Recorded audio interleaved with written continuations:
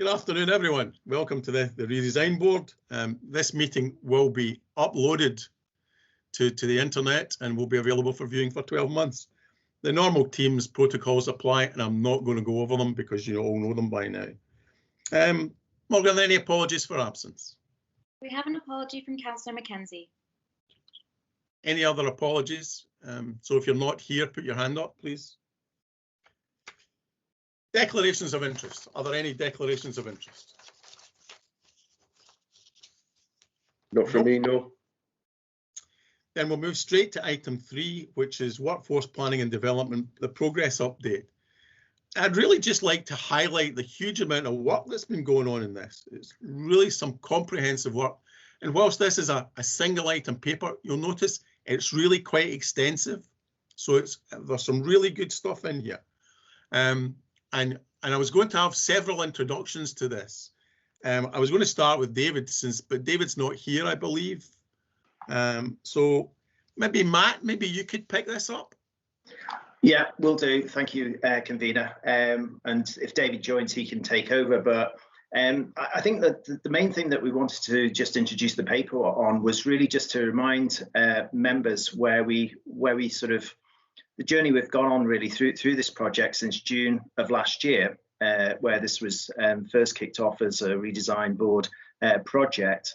1.2, just to remind folk, is what we said we'd do, what we said we'd look at in terms of strategy, data, and then management tools. The report then obviously then really breaks down each of those 3 areas to describe the work that we've actually done.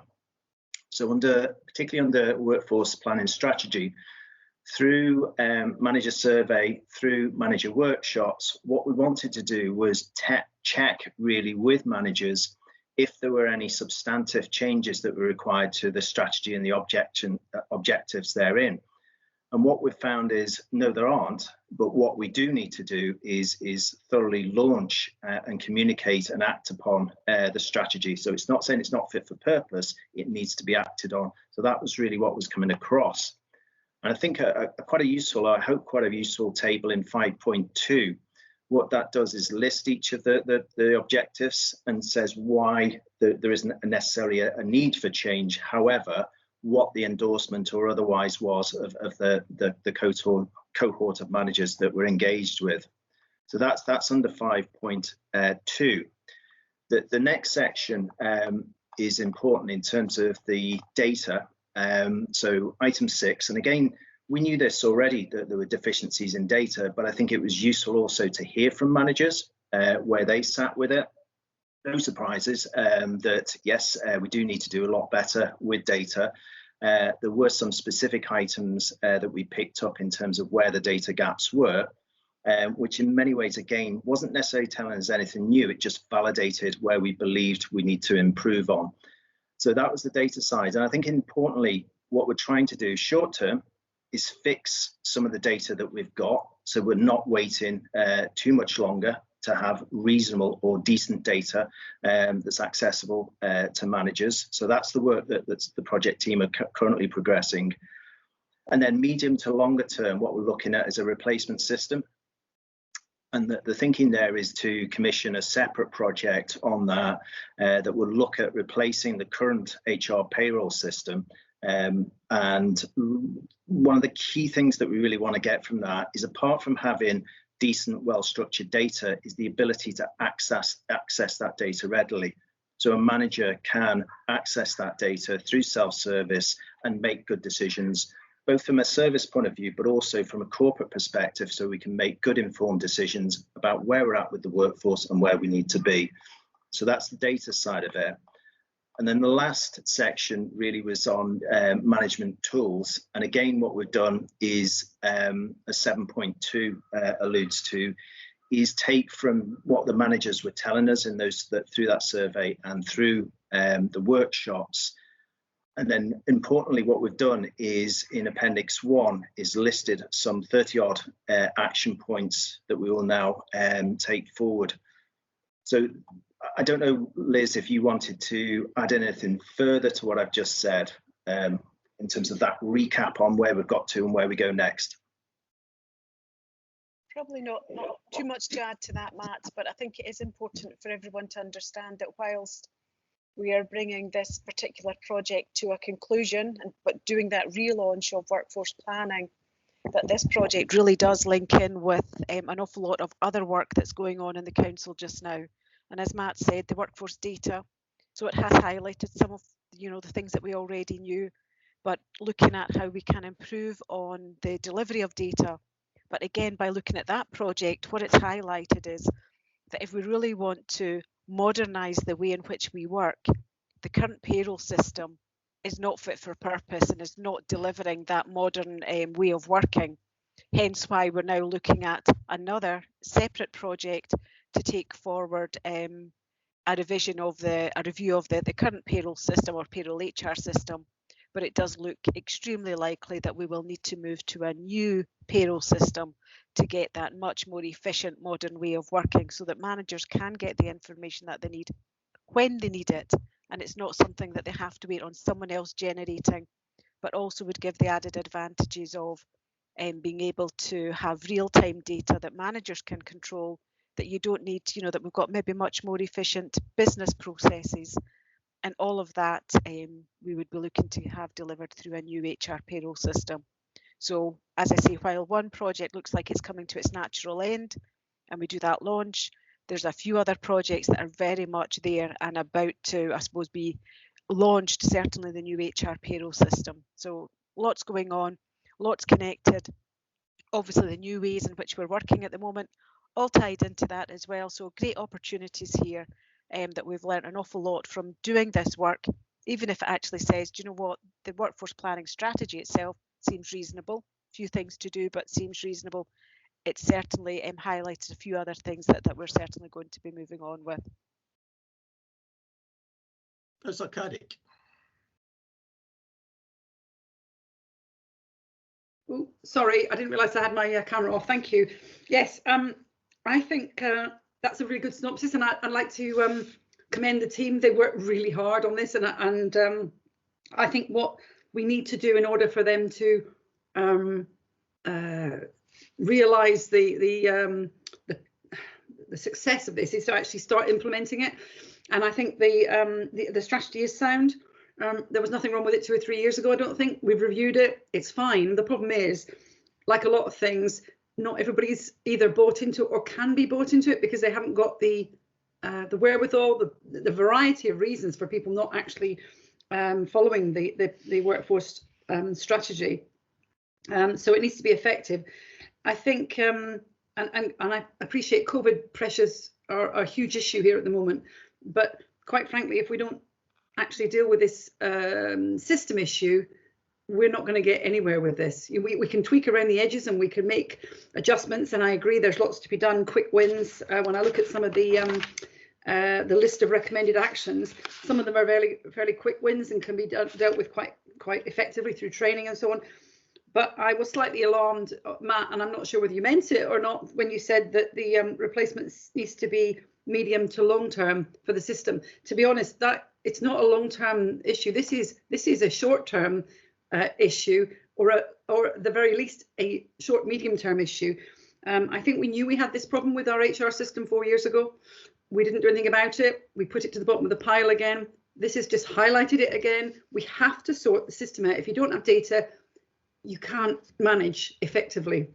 And anybody who's been in a management position knows that you need to know what is going on with your workforce so that you can actually deal with it. So the management data is probably the most critical thing. I suppose I was a little bit disappointed that I found out there was a workforce data project going on halfway through this project that we weren't even aware of. But actually, that's where the focus needs to be now. We must support the council to deliver on its data project, which includes the new system, because without that, we are hamstrung. It's almost like, you know, running in a sprint with your three-legged race set up. It's not fit for purpose, and you said it, Liz, and I think we need to sort it out.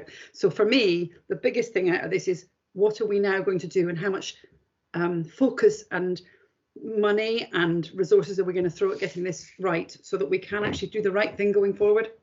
Thanks. Councillor Bremner.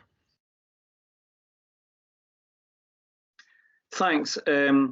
I was very interested in the kind of overview that Liz gave. I think it hit a lot of things, a lot of the nails on the head.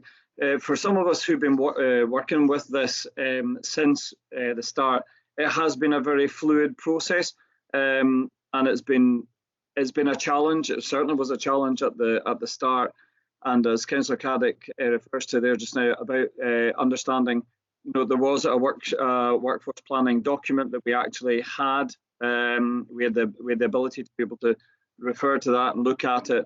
It wasn't universally adopted, let's say, by all the levels of management within council. So it was right that we're doing what we're doing. But it's really pleasing to see how far we've come with it. Once we managed to get through that kind of, there seemed to be a bottleneck. I think the convener will testify to that around about the October period last year, October, November. And there was a frustration, it was a shared frustration, but once we got through it, it started to deliver. And I would suggest that what happened there was when we started getting into the survey and then the engagement with the management levels, that's when we got the inspiration started coming in barrel loads there. I think that when you look at the document, it's chunky. And there's a lot of ideas, and there's a lot of outcomes that are there.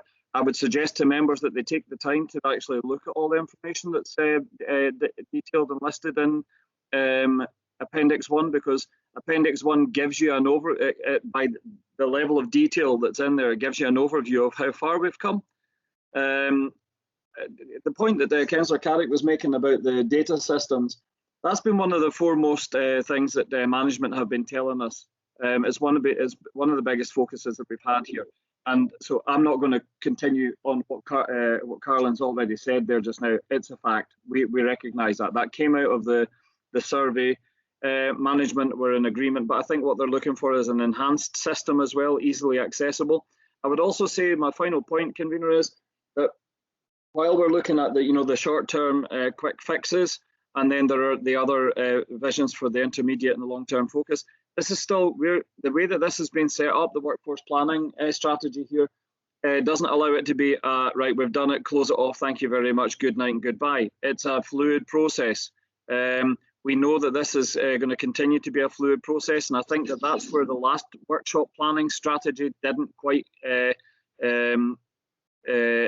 incorporate that. We've now got that, so that we should be able to, and that's an important point for me, is redesign needs to make sure that when it goes to council and when it gets adopted, it's workable, it's deliverable, but it's sustainable, because there's so many things that we do well in the redesign, but we don't do well when we transfer it into council. I think that, Matt, one point is that when it comes to that, I've mentioned that to the convener and Carolyn before, we need to have that, council adaptation review just at the point that we're looking to adapt, and we make sure that council does this well. It understands the mindset of the redesign board and everybody who contributed to it, so that it does get done well. And if necessary, along with a few other things, it comes back to redesign board and tells us how fantastically they've done, how the outcomes have been great, and we don't leave it at council and then that's it. Redesign board's done its job. Thank you very much and good night. We need to keep that interest there in reviewing how it gets incorporated into council and how well it does after that happens. Thanks, convener. Thanks, Raymond. Matt, you maybe wanted to come back in again. Thanks, convener. A couple of points there. Just coming back to Councillor Caddick's. Apologies for alarming Councillor Caddick. Just to confirm, what I was trying to get across there is, in the very short term, we do have a system, and we do need to sort out what data we can get out of that system, because we can't wait for a replacement system on some of this stuff. So we do need to have a push on that, and that's what some of the team are actually working on. When I say medium to long term, what we do need to do is obviously go through a procurement if we are to replace the system, which is what we're minded to do. However, we won't be hanging around. So I don't know whether Liz may want to comment on that in a moment. But and also just Councillor Bremer, just in terms of your point about adoption and follow through, absolutely, that's what we do need to do, is make sure that we have the wherewithal to say, okay, we commissioned this review, we agreed these were the actions, but we need to close the loop in terms of it's not just benefits realisation, it's benefits tracking. So what is actually being delivered that we expected to be delivered, and so on. So that piece on follow through is very, very important. I do accept that. Liz? Just really to provide a bit more context to what has happened in the interim. So obviously workforce planning, then workforce data. Workforce data is highlighted where we need maybe new data, additional data, and that to be readily available. What we then took was there were some key bits of data that we said, well, it's really important that we move on this quickly and we get that into the current HR payroll system. What we discovered was that the current HR payroll system can't take that data, not in a straightforward way. So we've had some really good technical people working to try and get information into the system, and it's just not been possible. Now, I didn't think that that could be true because, you know, how difficult should it be to get data into an IT system? So Matt, myself and Sylvia, I think it was, we had a session with the current provider and with a very senior member of staff in that team, basically stating our concerns. Now, she did look alarmed and things when we had the conversation, but actually the outcome of it was we still don't have anything better than the current system we've got. So the work that we're going to have to do in the short term is probably not about putting more information into the payroll system, but actually about finding a separate database where we can capture some information that then allows us to provide that information to managers. So this is a workaround, but we know it's important that managers get this information. At the same time, we're then looking at the new HR payroll system. And we have actually already had a demo of, we weren't really so concerned about what payroll system, but about what's possible and what's achievable. And of course, what is achievable is far more than we've got and far more than we probably even think we need just now, because we've been so busy making, doing and mending with what we have. But it opens our eyes to actually just what is possible. And I suppose that is the next bit of work. So we're certainly not wasting any time. We've already had that demo. We now need to look at scoping what we need in a new system and determining how we move forward with procurement, as Matt says, because that will be the bit that takes the time. We need to do it properly, but we can take the opportunity to get the data that's in the system that is there up to date and cleansed and ready for mapping across to a new system. But at the same time, having almost, as I say, another quite simple database, but one that's going to give us the management information that's urgent for the moment, and then we'll put it into the new system. Because as I say, we've had an awful lot of resource trying to get that information into the current HR payroll system, and it just can't be done. The service provider or the actual system itself is unable to cope with that, hence why we're now where we are. So we've moved very quickly from workforce planning, seeing the data, we thought, yep, we'll identify the data that's needed, we'll chuck it into the payroll system, happy days, we'll all have it. Not the case. It's now we've identified the data and let's look at a new HR payroll system. So we've got the opportunity though here as well to improve. So we'll be looking at that just to say, what do we actually want from a new system and how do we improve on our processes as well? Elaine, if it's on the same sort of subject.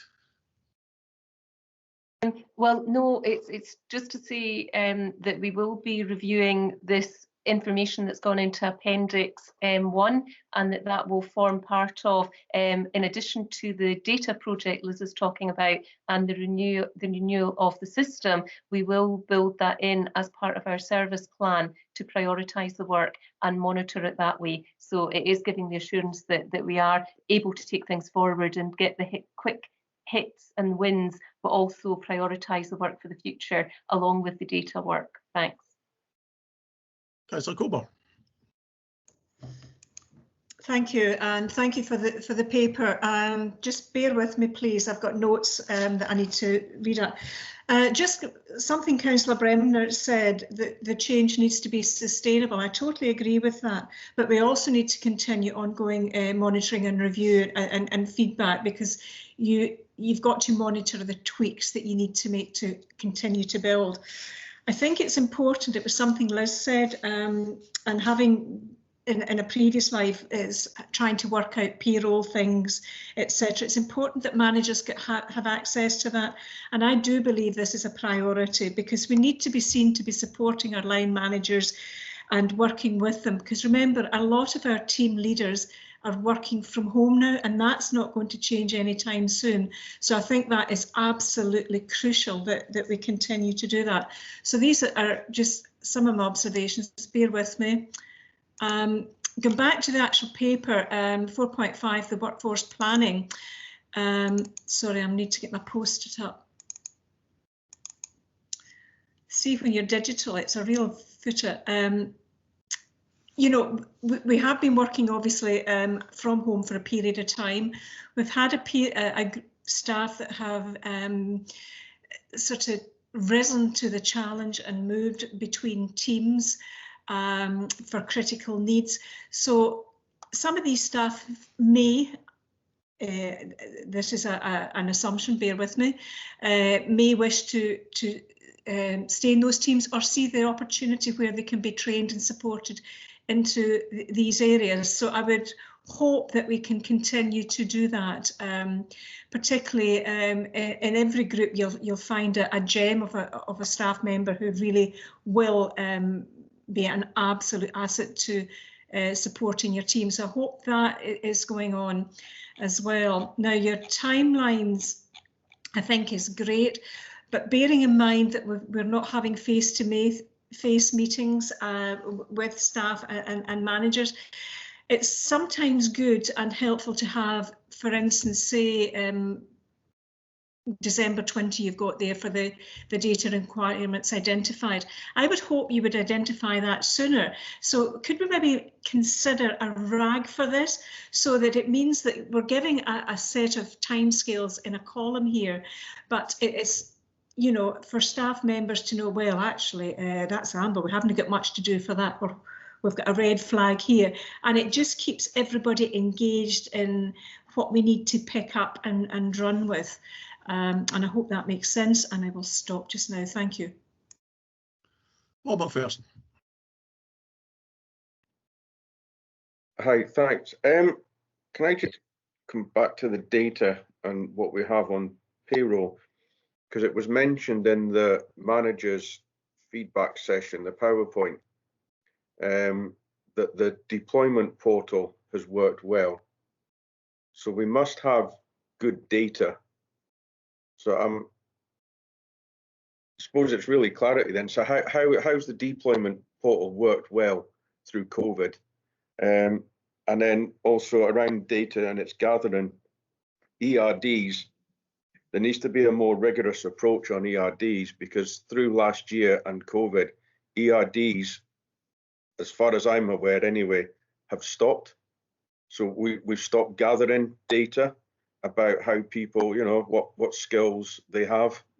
And then I suppose from the trade union side, again in 5.2, it's subsection 8, it talks about consulting with trade unions around job descriptions and person spec.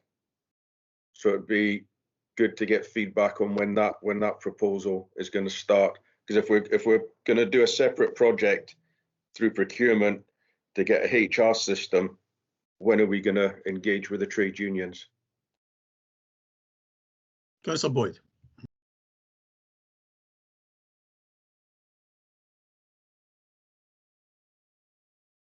Well, are you with us? Yes, I'm with you. Thank you. Sorry for the delay. Now, thanks, Liz in particular, but everybody that's been involved with this. I actually enjoyed reading this report. It's very comprehensive, and you've had a look in every corner at to what we might need and what we could need. I had just one disappointment, but I think it's quite important. The name. we're still talking about payroll and maybe an add-on to that. I think what you've described here is a set of requirements, roughly. And we've got to watch we don't rush through this phase. The statement of requirement phase of any major information system is the most important. And it's not a technical thing at all. IT people can't do it for us. It involves the staff and the managers. And I agree with what has been said about the staff aspirations and so on being at the centre of this. It is a people system. Now, I think we should be changing it might seem trivial just to change the name, but in fact, we should be calling it what it is, a human resources or workforce management system. It's not an add-on to a payroll system. It's really comprehensive what you've described. Now, I just like to. I've spent a lot of my working life managing the development of information systems like this one, and it's really the most difficult stage, and it's not something we should rush past. We need to involve everybody, even in these difficult circumstances. If it's going to work, it would have to do that. Now, one thing I would just mention is we're still talking about quick wins. We can recognise these quick wins are there, but the focus of attention now should be the statement of requirements, developing that into a formal statement, so that we know what it is we're trying to deliver. If we don't do it, it will not work. It's a really big project, this. I won't go on about it any more just now, but we need to move the focus away from the quick wins at the moment, get a proper statement of what we need. And that in itself is a big project on its own. Thank you. Councillor Loud. I'll be very brief. Really just one comment to make, and that's really about the difficulties with the present system. We're talking about purchasing a database to use with the existing one. That will, I would think, inevitably lead to double keying. So the stuff going into the existing HR system and stuff also going into the new database. There's always difficulties when you're transferring data from one to another. There's difficulties with data getting lost, data getting corrupted, and just the time involved in keying the data. So hopefully that will be able to transfer large files electronically wherever possible. But I think that was what Carolyn was saying, the difficulty with the present system was. So, we'll have to try and work through that as quickly as possible, because double keying comes at a cost. Somebody has to do the keying, and for an organisation with this number of staff, that's likely to be quite a large number of staff members needed to shift the data. Councillor Caddick. Thanks for letting me come back in, Bill. I just wanted to come back in and say I'm really pleased to hear that Liz and Matt and the senior group have actually really grasped the issues here, because sometimes there is a danger, and I'm speaking with an ex-HR hat on, that it's an HR problem. This is not. This is an organisational problem, and I'm really pleased that the senior folks have got this on board now. So. And if they're putting in a process in place for the short term until we get the new one in, that's great. It's just it takes more manpower to do that. And as Derek and Bill have alluded to, that's where the data can go a bit skew-if. I think it's great that you're getting ahead with the data cleansing too, because if the data's not right when it goes in, you're quite right, Derek, it's, crap in, crap out, excuse me. But that's essentially what happens. So let's try and get the data really clean. I brought a couple of HR systems in my time, I don't want to get into the operational levels. I will leave you to deal with that. I have retired from that world, thank goodness. But I would just say, please don't go for a bespoke one where we get all particular about what it is. Let's go for a high-end, off-the-shelf one that can offer us all the functionality that we want in our new modern world, is what I would say. That's my only plea. I think it's not just, I mean, there are some major issues about allowing managers to manage their staff, to know where they are, what hours they're doing, if they're absent, are they performing well, are they not? That should all be contained in one system where possible, and that managers should have direct access to it, not spreadsheets that may or may not be available from different places. But I understand we're going to be in spreadsheet world for a little while we sort this out. But this is why I think you're absolutely right, it's top priority. I think the most critical thing for me is, if we as a council are going to change the way we do business and have an agile workforce that we talk about, and we really mean it, and we've got a huge issue with an ageing workforce and we need to bring people on and do stuff, those actions, sorry, Appendix A is really good. If you read nothing else, guys, read Annex A. But 12 and 14 talk about multi-skilling workforce and skills and competencies. And I think Paul mentioned, you know, the ERD thing we've done recently. That took a bit of an effort, and we did it specifically because of COVID, but this should be something that we should have front and centre as part of this process. So I think we need to know what skills we've got available to us, what skills we need, and how we're going to get from A to B, whether we need to recruit them or develop them. But you can't do that without the data. And finally, the only other thing I wanted to say was, I mean, obviously it's well done for everybody, but I think Muriel's idea of a ragging with, you know, due dates for this action plan appendix 1 list of things to do that's rather long. I think that should be given dates, and it should be reported to Resources Committee at the very least, because I think it would keep us all focused on actually implementing what has been a really fantastic project. So thank you. That's quite a few points there. Elaine, you can maybe pick up some of them. Yeah, thanks, Chair. Happy to do so. In terms of, I'll maybe start in order, and please feel free, Liz or Matt, to come in if I've missed anything.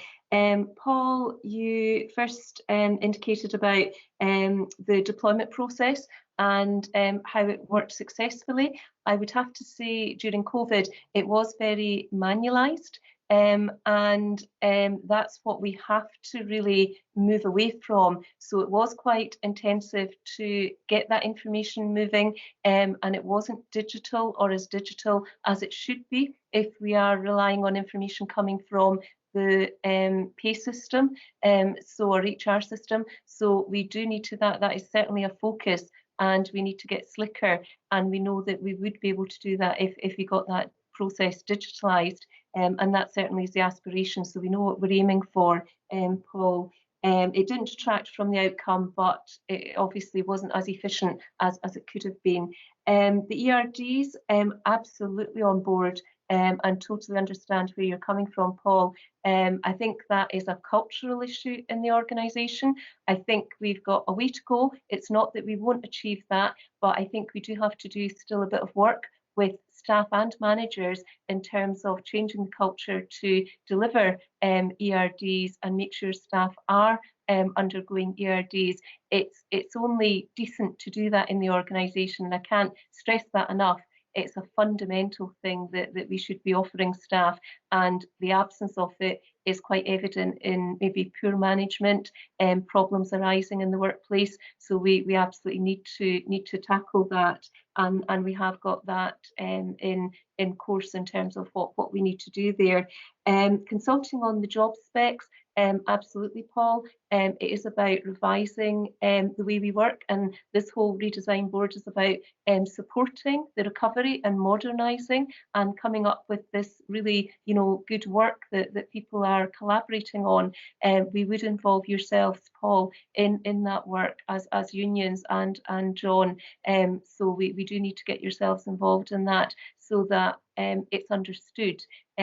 Staff need to understand what the job spec is, competence-based recruitment. We need to tie that into how we bring people into the organisation and how people move through the organisation. So that isn't an issue involving you. In terms of the engagement in the procurement process, perhaps Liz might want to say a bit more about that, but yes, it would be the intention again to do that collaboratively with unions, because we do work in partnership with you. I was really pleased, Councillor Boyd, to hear your refreshing phrase in terms of, you know, changing it from a payroll system or an HR system to more the workforce management system. I think actually that is a good descriptor, and again that can be taken forward, but it really is emphasising the value of what that system is able to provide, and ensuring that managers understand that value and go to that system so they do make it work, and they do ensure it's got the right data in it, because we all play a part in inputting information and getting that data back out. In terms of the double keying, Councillor Loudon, you had raised the issue of a database working alongside the current system. It may be that we have to take that you know, business decision, otherwise we're still going to be lacking in data, and we may have to deal with that in the short term, if you like. It's a short-term pain to get to the long-term gain, if I can use that phrase. So we may just have to, you know, deal with that. And Councillor Caddick, again, you're touching on some key points in terms of changing the culture, which I think this whole workforce strategy is about changing culture and the way we operate in the organisation, and making sure that we do deliver a multi-skilled workforce. We don't focus on particular remits in a job. We focus on the competencies and the skills that the organisation requires. We are a wealth of skills. We just need to make sure we are developing people and looking at the future in terms of what we need, which is what workforce planning is all about. So yeah, take your point, and they're well made. I'll leave it there and maybe pass on to Liz if you've got anything further you want to bring in, Liz. Liz. So I think, to avoid repeating everything that Elaine said, because I think she's covered certainly most of the points, I think the only one that wasn't is the question about a bespoke system, and we will certainly not be looking to have a bespoke system. One of the good things perhaps about being behind the curve of other authorities is that they'll have done the hard work. We can go and learn from them. It won't be bespoke, and we can just take that, and systems have modernised quite a bit like Caroline. I've been through the pain of this transfer before, so we'll be keeping it as standard as possible. Payroll shouldn't be too complicated. HR is the same thing, and I suppose I'm contradicting what Councillor Boyd's asked for. We will find terminology for it so it actually says what it is and encompasses this, and certainly we're just looking at it collaboratively across the council. But yep, all good points, and thank you. Yeah, I think we need to appreciate the fact that if this process needs some additional resource, then it's so important to the council that we do this, that resource really should be there. Admittedly, there's going to be a cost, but that's just a cost that we're going to have to absorb. And as Elaine says, we absorb the pain now, but the gain comes later. So that's something we have to do. But some really good points there. Caroline. Just a thought, is this a change project that would come out of maybe some money that we put in the change fund? I'm just, putting it out there if we need some extra resource. That's not a bad idea, but that's maybe not our decision to make. But I'm sure Liz will consider that. Can I just second that? I also would be inclined to agree with you both, but yeah, it's a bit cheeky, but if you don't ask. It depends how. Sorry, convener. It depends how transformational you want this to be. Well, let's let Liz to take this away and put a thinking cap on. But I think you're hearing where we're going with this, Liz. That if it needs some extra money, it's got to come from somewhere. So, no one else appears to be energised. So the recommendations are in your papers. There's recommendation 1 and 2, but with the addition of a form of a ragging system.